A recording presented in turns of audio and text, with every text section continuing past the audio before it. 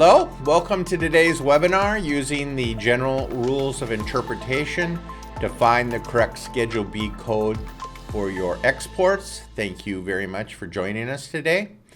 My name is Dave Noah and I am founder and president of Shipping Solutions. Since 1995, our export documentation and compliance software has helped thousands of successful exporters more efficiently generate accurate export documents and stay compliant with import regulations. To help educate our customers and the wider international trade community, we regularly host free webinars like this on the various aspects of international trade. Today we are very lucky to have Justin Skeen from the U.S. Census Bureau as our speaker. Justin is a survey statistician working in the International Trade Indicators Microanalysis branch within the Economic Indicators Division at Census. He joined the Census Bureau at the end of 2023. He has experience assisting filers, shippers, and the public in finding and classifying the correct Schedule B codes for their products. His work focuses on tracking mineral exports and ensuring accurate reporting using census-built tools. Justin is nearing completion of his master's degree in public health with a focus on epidemiology at George Washington University. He earned his bachelor's degree in healthcare administration from George Mason University. So as David mentioned, Patrick is my supervisor. He's going to be monitoring the Q&A, and we're going to hopefully go over that a little bit later after the presentation. If you do have questions, let's keep it focused to the export commodity classification questions about how to classify specific products. If you have technical questions about AES, we might be able to help you with that offline. Our email address is on the screen now for you, eid.scheduleb@census.gov.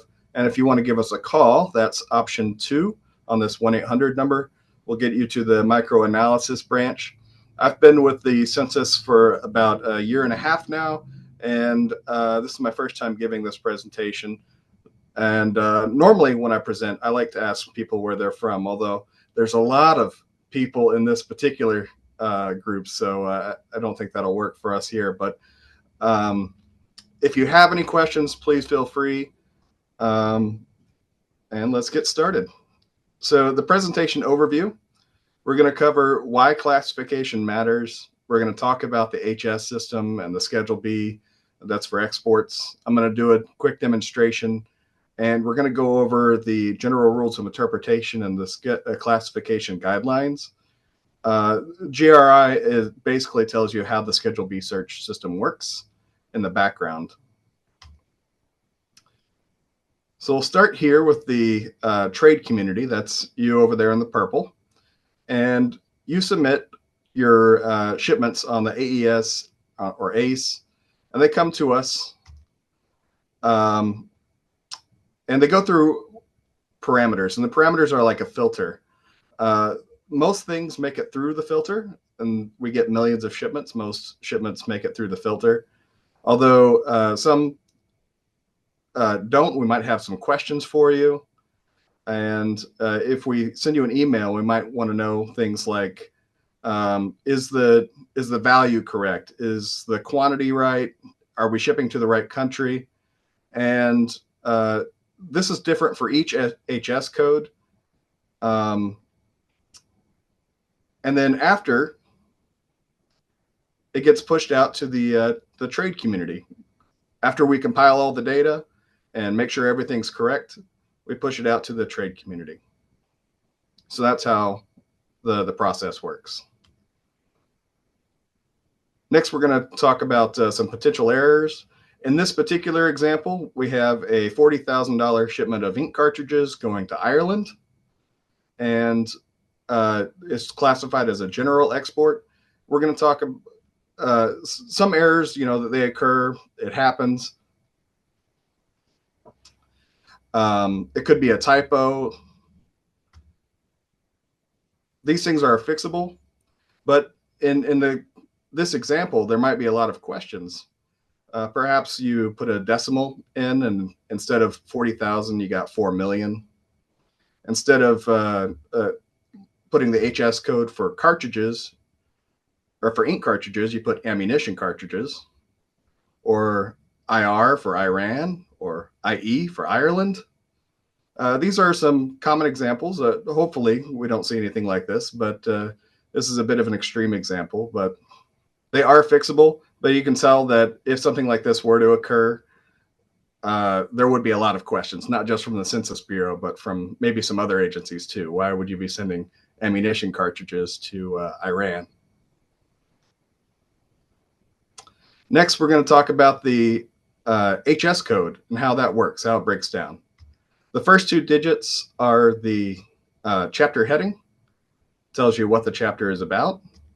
Second, 6-digit code is the subheading. We're going to talk more about the subheading a little bit later and why that's really important. And at the 8-digit level, we have the tariff classification. And at the 10-digit level, that's your full HS code. That's what you need to classify products being exported. Okay, now the Schedule B versus the HTS code, so import versus export. In a lot of cases, the HTS code is more specific. And that's because the HTS code incorporates about 18,000 different codes. The Schedule B or HS code system is about half that. And you can see an example of that here on the screen. In the top is the Schedule B, 9201.10 for upright pianos. And you have the same subheading for pianos down below, although it gets more specific. There are used upright pianos and other, whereas the Schedule B stops at just upright pianos. There's no more specific classification there. Although this isn't always the case, and that's where the knots list comes into play. And the knots list is an example of when the Schedule B is actually more specific than the HTS code. And there's a list of items on the knots list. And here's an example of one. We have petunias and other. If it's not a petunia in the HTS system, it's covered under other. Although in the Schedule B system, there is a more specific code for pansies or other. And in this case, you would want to make sure to use the more specific code, which is always the rule. Next, we're going to get into the Schedule B search engine. Address is for you on screen. I'm going to go ahead and switch. And we're going to get into a demonstration of how the search system works. A couple of things to point out on this page. Again, census.gov/Schedule B. The first thing you see is the Schedule B search engine. We're going to get into that in just a moment. But before we do, I want to point out a couple of things. On occasion, the Schedule B numbers do change. They don't change for all numbers all the time, but they are updated from time to time. And if you need to look at past numbers, you can see the books here under Browse, and this will pull up a PDF. The second thing I want to point out here is the obsolete codes. The Schedule B, again, changes from about every 6 months. There's a new update, and the latest is January 2025. Sometimes HS codes split. So if you've been using the same code for the past 5 years, and you've been getting emails from us asking you to update your HS code, that might fall under a split. So this is where you would find that information. What is the new HS code for the one that you've been using? Schedule B search engine, and I'm glad it came up the first time because it doesn't always. But we're going to point out a couple of things on this screen. The first is this field, describe your product. This is where you want to put in what you want to classify. There's a few different ways that you can put information in.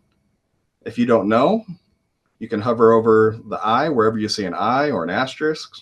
You can hover over that, and it'll give you more information about what that field contains, different search parameters that you can put in. And the first one there is frozen peas. You could also put in HS codes or just the subheading. You can also watch a video that's similar to this, goes into a little bit more detail. And at the bottom, you can click on Help. That'll take you to a step-by-step process of how to use the search engine. And then our contact information is also right here. Option 2, again, to reach the microanalysis branch to help you find your Schedule B if you really can't find it. But keep in mind that when you call us, we're probably using the Schedule B search engine to find your product. So this is something you have access to, and it's the same tool that we actually use to help you on the phone or by email. The first example that I want to try today is to look for a men's t-shirt. And I'll show you why in just a second. So let's type it in t-shirt. Keep in mind that we're looking for a men's t-shirt. Hey, Justin, can you Yes, sir. make your screen just a little bit larger so everyone can see everything really well? That's perfect. Perfect. Thank you. Right in there. Okay. I am using a bigger monitor, so it might look a little small on some screens. All right. So after typing in t-shirt, we have a few different fields here. We have assumed characteristics, known characteristics. Tell me more about the product. The search system uses past results to generate the assumed characteristics. So that means that you do want to double check sometimes to see if any of these might apply to you. Things like end use. Is it for a special occasion? Characteristics. Is it a toy? And then down here, we're going to use known characteristics. For a men's t-shirt, we're not going to go for knitted or crocheted t-shirt. I think that would make kind of a weird t-shirt. So we're going to go with other. And then again, we're looking for a men's t-shirt. Babies don't apply here. So we're going to go other. Tell us more. Men's or boys. And then it's going to ask us the composition of the shirt. I'm going to use two examples. The first one, I'm going to put in 70% cotton and 30% man-made fiber. And this is by weight. Click accept. And it pulls up the HS code for a cotton t-shirt, for a men's cotton t-shirt, the 621132. Keep an eye on the 32 here, because that's going to change in just a second in the next example. A couple of other things we want to point out here. It has the chapter, subheading, and you want to keep an eye on the indentations. And the unit of measurements, dozens and kilograms. Okay, so again, this is mostly cotton, 30% man-made fiber, and it pulled up cotton. But let's say you had a product that was 50-50, 50% cotton and 50% man-made fiber. Let's see what happens there. Again, 6211.32, click accept. And this time we get 6211.33 for man-made fibers, still dozens and kilograms. But the reason that the search system pulled up 621133 for man-made fibers is because of the general rules of interpretation. When you have a product that's mixed goods, that's 50-50, what's going to happen is you want to choose the HS code with a higher number. So since it includes both man-made fibers and cotton, the option with the highest HS code is the 621133. When we get back to the presentation, I'll show you another example of where that might come in play. Next, we're going to talk about copper ore. Since I work in minerals, I get calls about how to classify different types of mineral material. And so generally, when I'm on the phone and I'm talking to customers about how to use our search engine, I tell them to keep the search very general, keep it very broad, because that's how the Schedule B system works. You start broad and then you narrow it down. In this case, we're looking for copper ore. I'm just going to type in copper. I'm going to hit enter to classify. And again, it has assumed characteristics. It's not waste or scrap. It's not an alloy. It hasn't been treated. And we have different options for copper here. When I think of copper ore, I think of unrefined copper. So let's click on that. And it pulls up Chapter 74, copper and articles thereof, unrefined copper, anodes, and electrolytic refining. Although this isn't exactly what I'm looking for. So this is an example of when you want to use the search engine and you need to get a little bit more specific. So copper ore. This time we're going to look for copper ore. And it pulls up a completely different chapter, chapter 26, ores, slag, and ash. And it has our HS code for copper ore. That's what we would use. So that's an example of how to use the search engine and when to get more specific when you need to. All right, now I'm going to switch back. All right, so the general rules of interpretation. These are what's used behind the Schedule B search engine, and it's a way of for the international community to classify goods in a very specific, systematic way. We're going to go over each of them individually. The first one is fairly simple. What you're doing is you're looking for the chapter heading that best applies, and you want to also look at the notes. So if you're looking for live animals, you want to take a look at the chapter notes at the beginning, and this will tell you what's included and what isn't. So fish and crustaceans are not included, but it does tell you that that's in chapter 3. Microorganisms are not included, but that's included in chapter 30. Next, general rule of interpretation number 2, 2A, applies to unfinished goods, disassembled goods. In the top picture, you see a picture of a bicycle. It has a couple of wheels, a frame, a seat, and all of these things together have the essential characteristic that it is actually still a bicycle. So that's exactly how we would classify it, even though it's a disassembled good. We don't need to classify each item individually. 2B applies to mixtures and combinations, and this says that you want to use the most specific Schedule B for whatever you happen to be classifying. So if there's a code for frozen mixed vegetables, and there is, then that's the code you would want to use, and that's the picture we have here. The essential characteristic of this good is that it is frozen mixed vegetables. We'll get into more essential characteristics later. So in this example, we have a wooden birdhouse. It comes with some paint, a paintbrush, maybe some materials to actually put the birdhouse together, and some wood. It is a wooden birdhouse when it's all put together. The nature, purpose, and function is what you think about when you're looking at the essential characteristics of a product. And so when you're looking for this product, you're not looking for paintbrush. You're looking for the wooden birdhouse, and that's how it would be classified. General rule of interpretation 3. This goes back to the T-shirt example that we were talking about during the demonstration. We're going to choose the heading that is most specific and detailed to the description of the product, and choose the heading with that best describes the essential character. When it comes to mixed goods, in this picture we have a wheat and barley, and in this particular case, that's a 50-50, right? And so since we have wheat and we have barley, we would classify it under barley because we're classifying in numerical order. But if it was mostly wheat, say 60% wheat, then we would choose the HS code for wheat. And here we have a kit example. In this kit, this is a tire repair kit. It comes with some pliers, some puncture materials, a bag to carry everything, and it comes with the compressor. And the essential characteristic of this product, the design, the purpose, is to reinflate the tire. And so when you're looking at a kit and you're thinking about the essential characteristic, that's exactly how you would classify it. And the product in this kit that determines its essential characteristic is the compressor. That's what's used to reinflate the tire. And so that's what we would use in this particular case.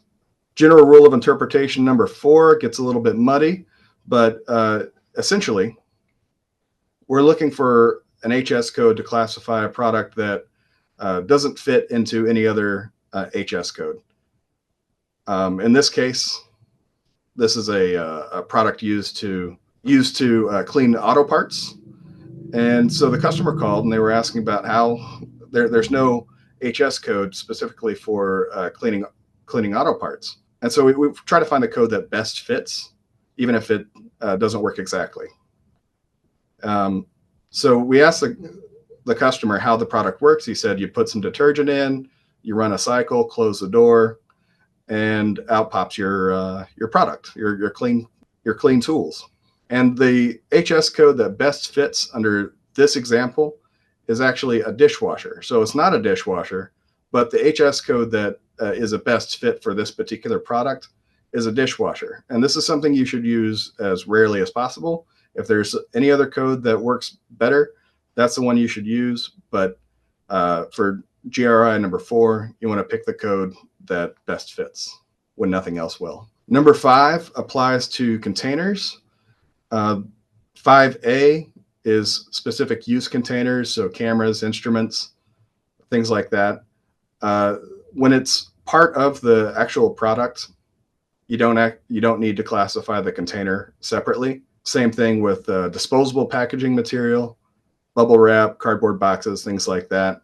For 5B, don't need to include that as part of your classification. Last, general rule number 6. This is one where you want to pay attention to the indents. It's a lot like number 1, where you're looking at the chapter heading and you want to pick the product that best fits into that heading, right? In this case, we have an HS code for purebred breeding animals, dairy, male and female, and then other.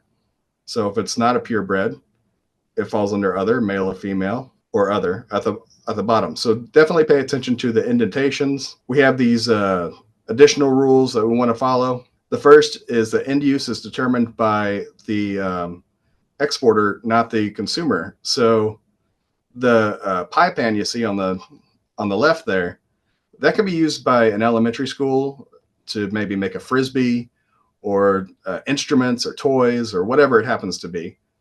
And it doesn't necessarily mean it's a pie pan, but when you're shipping it, it's a pie pan, and that's how it would be classified. For B, goods that are specifically provided for in the Schedule B must be classified as such and not as parts.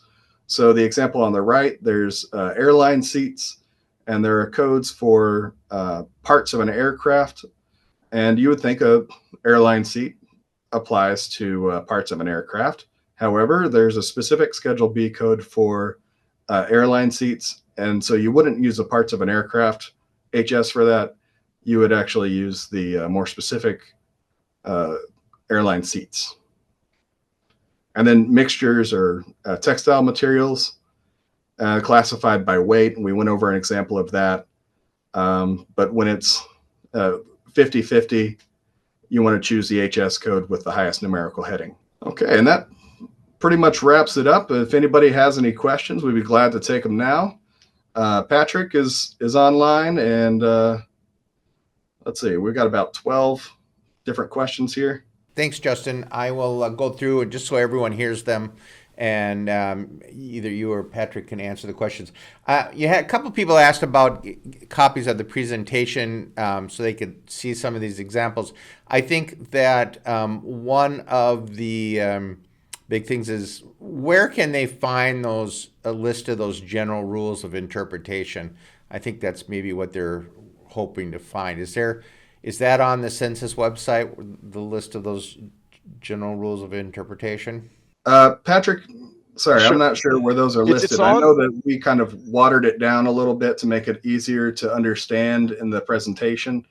The actual rules of interpretation, I've read through them, and they are quite a bit more technical. But Patrick can speak about maybe where they can be found. Yeah, I know they're on our website. I think they're on the HGS website as well, but they're kind of buried in like the back pages here. All right, you see the HGS site here? Yes. Yeah, if you scroll down, we're under the 2025. Right here, we have a list, general rules of interpretation. This gives you a PDF.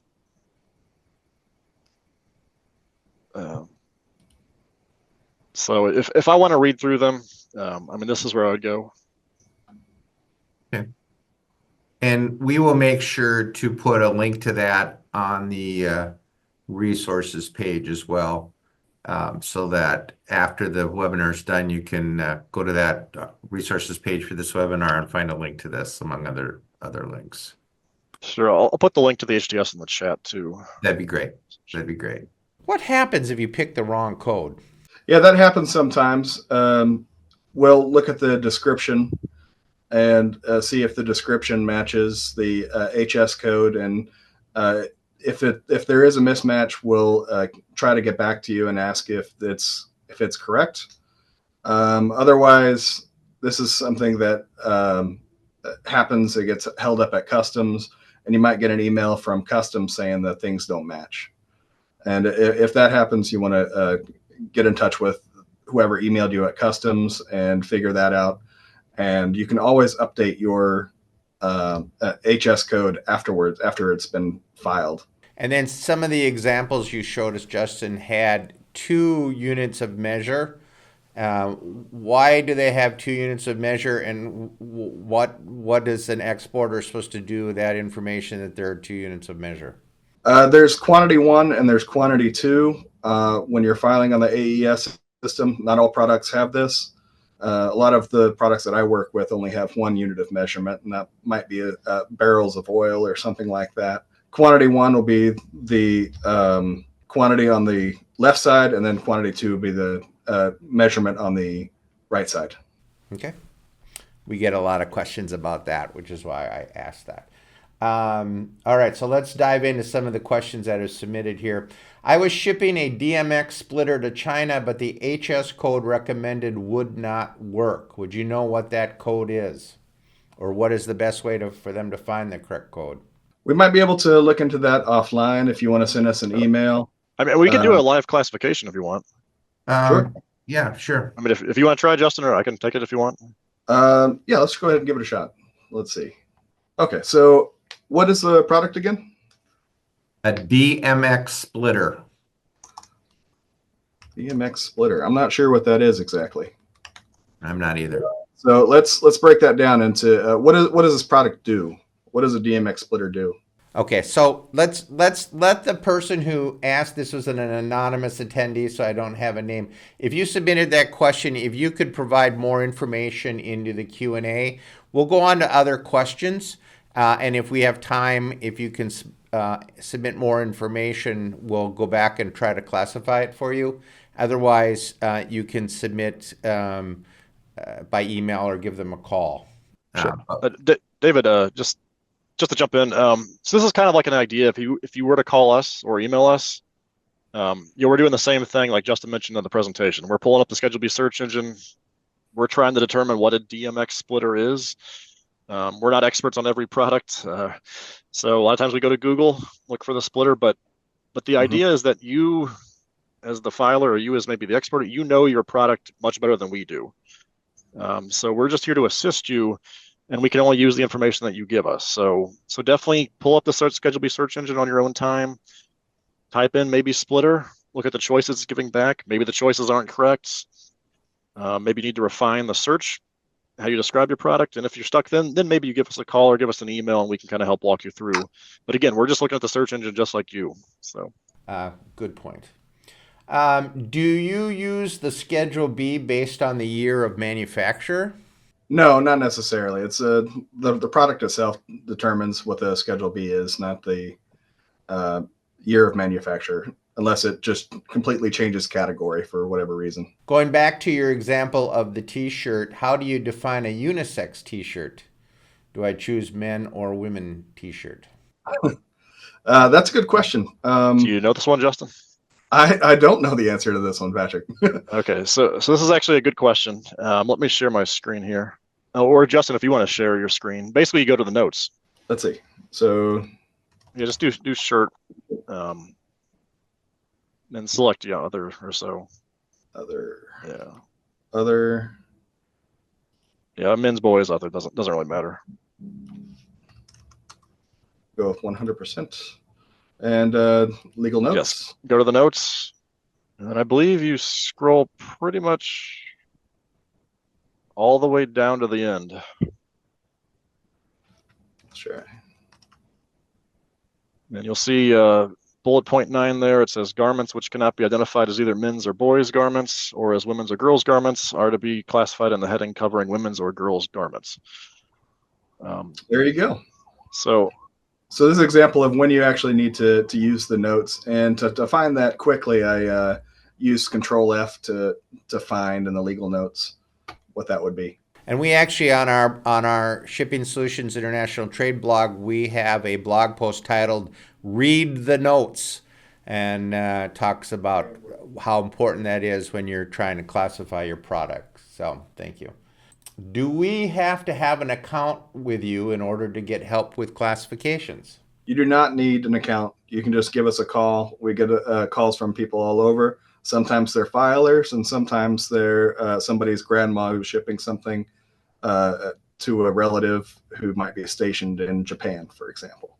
You don't need an account. Most t-shirts are knitted. What is a woven t-shirt? We're really getting into t-shirts today. That's probably going to be found in the notes section as well.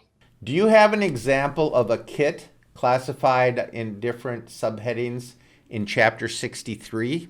I don't have an example of something classified in Chapter 63. Patrick, do you have anything specific? I can look up something while you. So I can't really think of an example, but the thing is, if you think about it, any two items put together can comprise a kit. So when it comes to classifying kits, if you refer back to the presentation, you want to think of essential characters. So the nature, the purpose, or the function of that product. And that will drive the classification. So if the person who posted this question, if they've got a more detailed explanation of what they're thinking about in Chapter 63, maybe we can have a more specific answer. Which is preferable for use, a code based on chemical composition or a code based on performance, e.g. surface activity, viscosity, etc.? I think that depends on what it's actually being used for. So for example might be, again, going back to my department, oil and minerals, I have codes specifically for lubrication, and then it also has codes specific for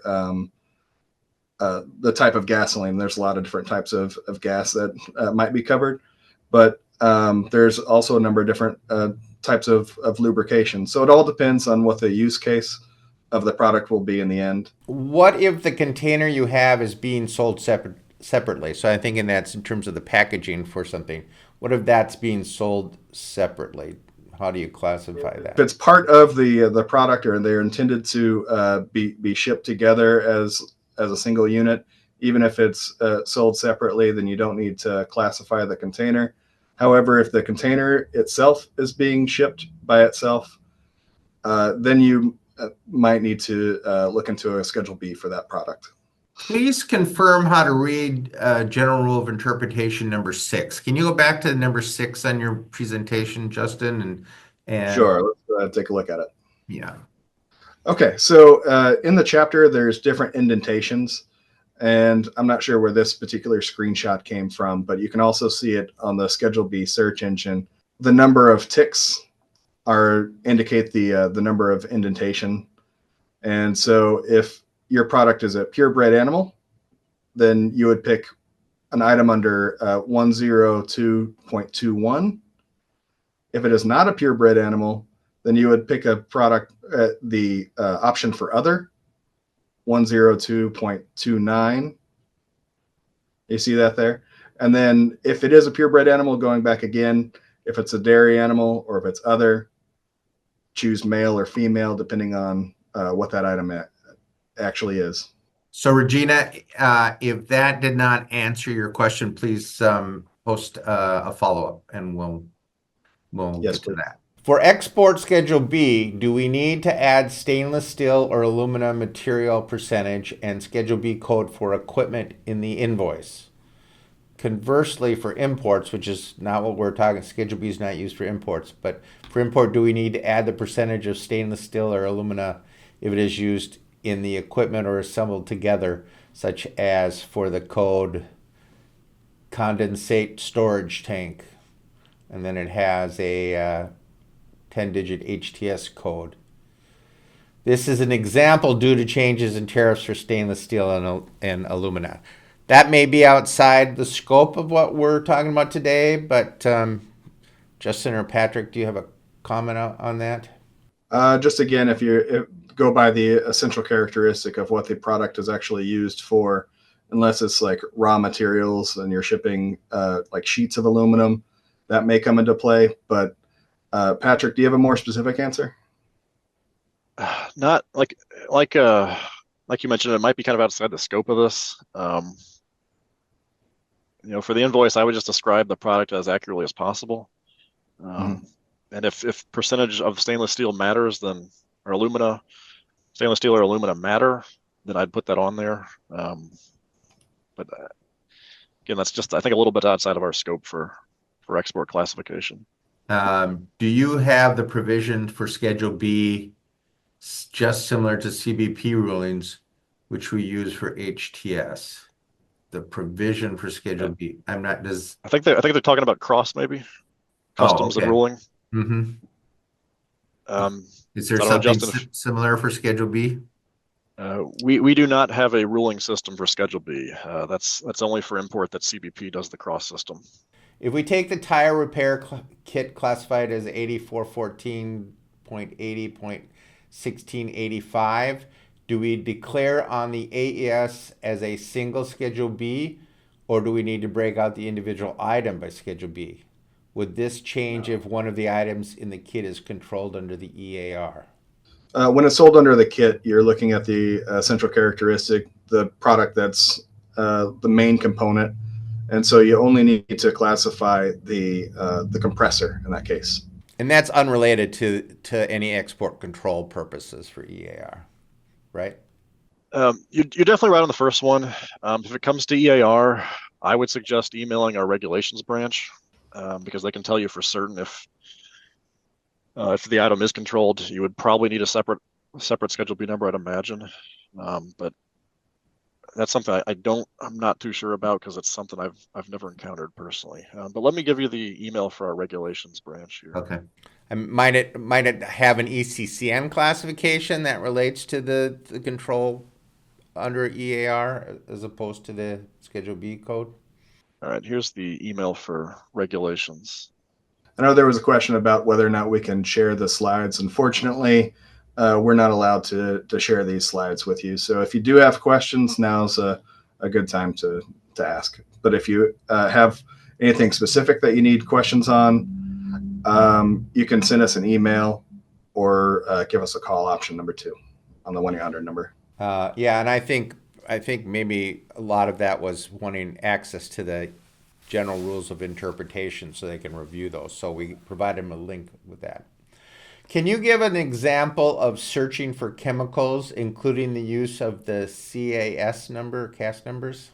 Yeah. So like Patrick said, when you hover over the I, you can actually see the CAS number. That's something that you can search by.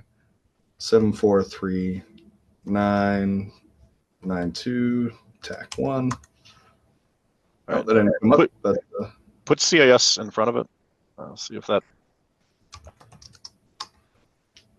All right, no.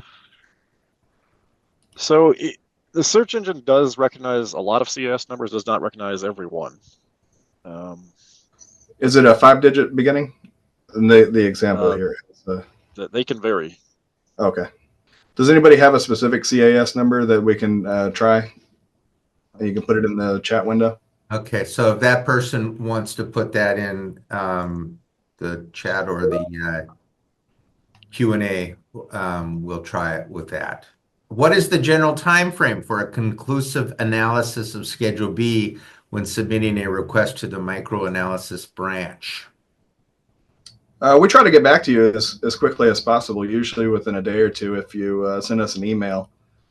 If you're asking about when the data is actually released, it comes about 2 months after we receive the filing on the AES system.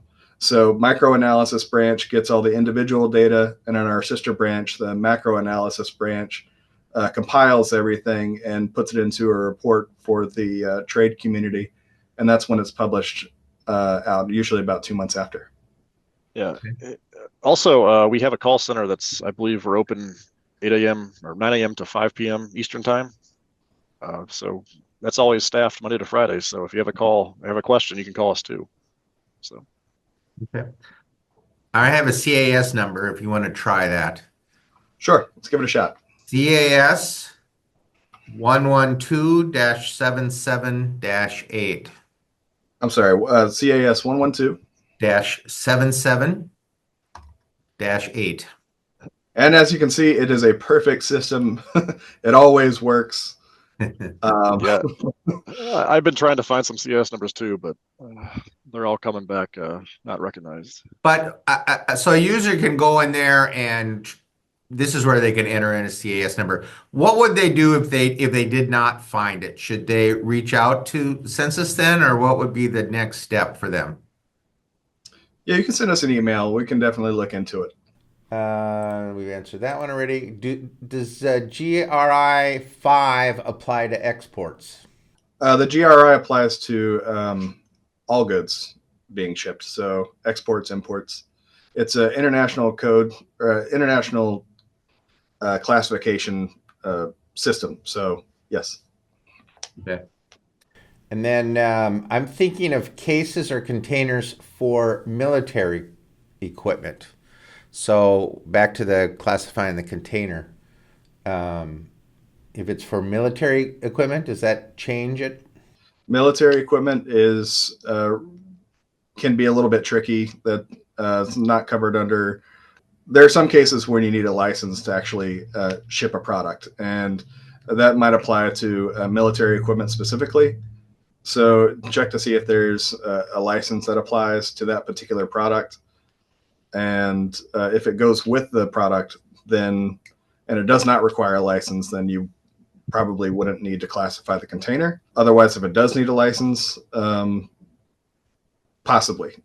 And that the best answer I can give you for that right now on the call is maybe. Sorry, we can't get more specific on that. So they should reach out maybe if that's what their circumstances. I think so. Okay. The company I work for produces assemblies, hydraulic hoses and fittings like you use in a gas station.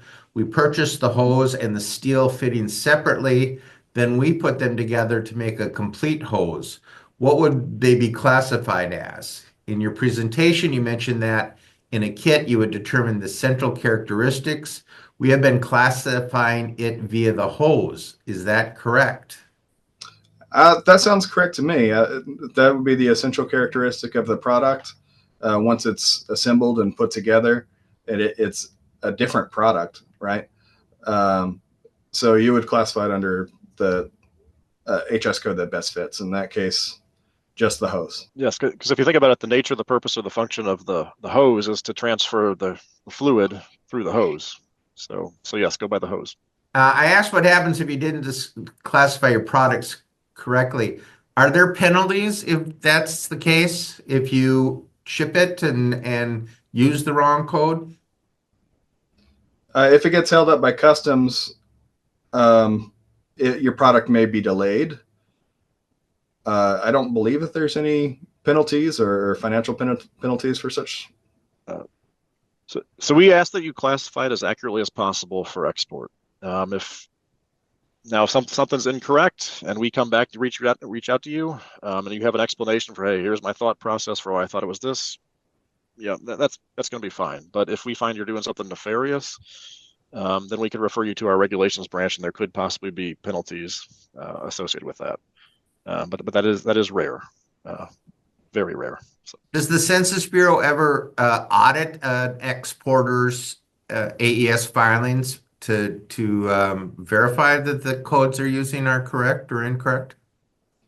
Well, technically everything is audited. It goes through our filter and the parameters, and the parameters are very specific. Again, it covers under like quantity, value, country, all these different things that we expect the shipment to go through. If it doesn't fit through one of those items, then it gets flagged by me or one of my colleagues, and we'll reach out to the filer and ask them if it's correct. If it is correct, then we go ahead and push it through the data. If it's incorrect, then we can update it afterwards. This person said that you are showing the import GRIs, Are you saying that the import GRIs are the same as the export GRIs? They should be the same. It's again an international system designed to classify goods in a very specific methodical manner. And so the general rule of interpretation applies to imports and exports. They are, in the name, it's general rules. So they are just kind of go-bys. And if you have any specific cases, then there might be a rule that applies. But if not, send us an email and we might be able to answer that offline. We often ship components of subassemblies that we use in our finished products to other manufacturers to assemble and return to us for final assembly. How do you assign codes for the components? As specifically as possible. One recent example came up with parts for a robot that were being shipped and then returned to the US. There was a specific HS code for parts of a robot other than just parts for a robot, and then other was the other classification. So Patrick is... It's very hard to answer this question because we don't know what the product is. Yeah, right. So I can't really give you a general answer, but yeah, definitely as specific as possible, like Justin is saying. But there are codes that are for parts thereof of a certain product. So okay. We have lots of questions. We're not going to get to them all, but we'll try to get through a couple more. If an importer from overseas used Chapter 98 when they ship to the U.S., as the exporter in the U.S., can we use the same Schedule B number when exporting? Do they need to match? I don't know the answer to that. I'm sorry. Patrick? Let's see. If the importer from overseas used Chapter 98. So you're And talking about the special... returning aircraft parts for repair, which is Chapter 98 can be used for, and then for import. So Okay, when then you're re-exporting that back to the customer after it's been fixed. Okay, yeah. So you can use Chapter 980110, which is for value of repairs or alterations of previously imported articles that are repaired prior to export from the U.S.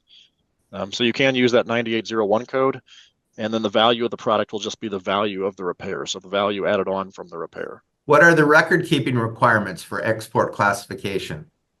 I guess like how long you need to keep the EEI filings. I guess, or what, or keeping record of how you came up with that classification. I mean, if we reach out to you, we're not going to ask for like a detailed description or detailed list of how you came up with that code. We'll try to work with you and get your thought process down, but we're not looking for any exact records of your thought process. We may ask for an invoice, Yeah. but other than that, I mean, there are some times when we're looking at products that were, or shipments that came through 2 years ago and need to be updated. And we understand that not everybody keeps their invoices for that long, but do your best in that case. Do the foreign trade regulations require a 5-year record-keeping requirement for? I want to say you're correct on that, David, but that's more of a question for the regulations side of Census here. Okay. So if you email the emd.askregs, they can tell you what the regulations say for how long to keep your filings. But in terms of classification, we really try to work with you to get your idea of what you thought the code was. If it's incorrect, we'll say, hey, this is how we're seeing it. But we want to work with you to get the correct classification. Someone had a follow-up to my question right at the beginning about classifications that showed 2 units of measure. And I asked why some had 2 units of measure. The Schedule B classification unit of measure is how it needs to be reported in AES, right? So most items just require 1 unit of measure, but some items, like the example you gave, Justin, showed 2 units of measure. So you have to show the quantity for each of those 2 units of measure in the AES filing. Is that correct? There's, yeah, correct. So quantity 1 and quantity 2, most items don't have a quantity 2, but just be aware that some do. And when you're looking at the HS in the book or on the Schedule B search engine. If it does have 2 different units of measurement, you want to be specific on those. Ray Smith, we're not going to have time to, you gave us what DXM was, but please submit your question to Census for help. The last question I'm going to ask, since we're running out of time here, is if we were to request help with the classification and we provide proprietary information, what is the census policy regarding that information? Is it destroyed or saved, or how is it protected? If you send us an email, we can set you up with a secure email site called Kiteworks, where emails can be encrypted. So yeah, you send us an email, and if you say that you want to send us more information about the product, but you don't want to share it on an unsecure site, we can help you get access to Kiteworks, and we can encrypt it there. And then what do you do with that information after the classification has been determined? Is it destroyed, or is it maintained by Census? It stays on Kiteworks. I don't typically delete my emails on Kiteworks, but if you ask for me to delete the email, I will. Patrick, is there anything more specific on that? Or yeah, Kiteworks is a secure collection system, or not collection system, email system administered by the Department of Commerce, and those emails and attachments delete after, I believe, like maybe 60 days. But we can delete them too.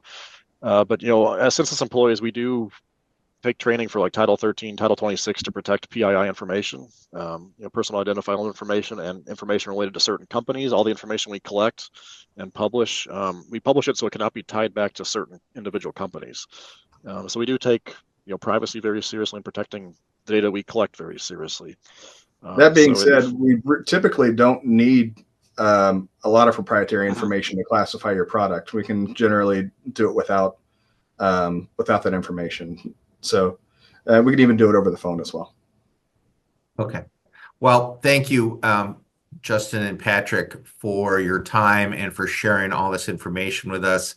I appreciate it. I know everyone who attended here appreciates this as well. We did not have time to answer all the questions today. I think we will be doing another classification webinar later in this year, and so please keep an eye open for that. Also, if you, again, have any questions, reach out to Census. Their email address or phone number will be on the resources page that you see here on the slide right now. We have this resources page I mentioned that includes links to all the resources that we talked about today, as well as links to register for upcoming events and to sign up for our Passages International Trade blog twice weekly email newsletter. So if you're not already getting those, you may want to sign up so that you're notified of upcoming events. The URL is on this slide, or you can use your phone with that QR code to go directly to that page. Finally, please check out our Shipping Solutions YouTube channel, which is also listed on this slide. We have published dozens of short videos discussing the basics of exporting on our channel, and it's growing very quickly in popularity. So if you like what you see on that page, please subscribe to our channel. It helps us to attract high quality speakers like Justin and Patrick to keep us all up to date on the world of international trade. Thanks again, Justin. Thanks again, Patrick, for your presentation and your willingness to answer questions. Thank you to everyone who joined us today, and please, everybody, stay well. Thanks. Thanks, David. Have a good day. Thank you.